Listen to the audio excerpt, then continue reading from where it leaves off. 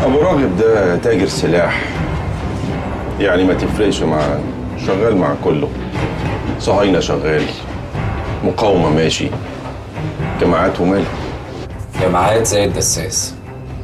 الدساس ده هو كل حاجة في الجماعات، بس الدساس سلاحه في كيانه، يعني مش ممكن هيتفق مع واحد زي ابو راغب ده بنفسه. بس اكيد يعرف مين اللي بيتفق معاه. اكيد.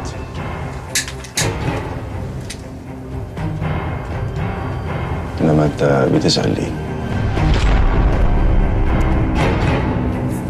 هو الدساس لو عايز يخلص عليا تبقى ايه مصلحته؟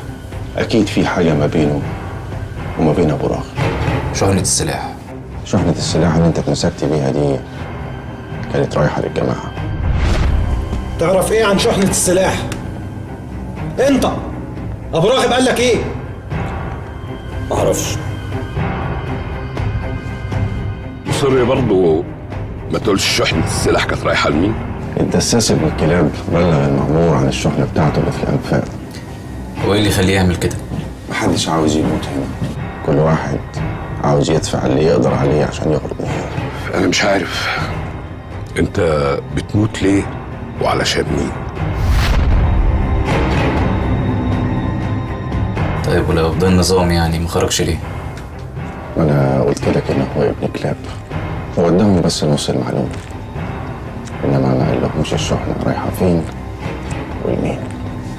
وده اللي بيحققوا معايا عشان أنت هتموت هنا وهتدفن في الصحراء.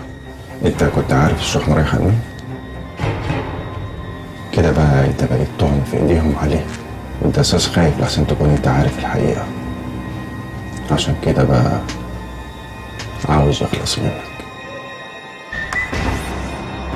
وزي ما قلت لك اللي بيدخل هنا بيخرج بتصريح دفن.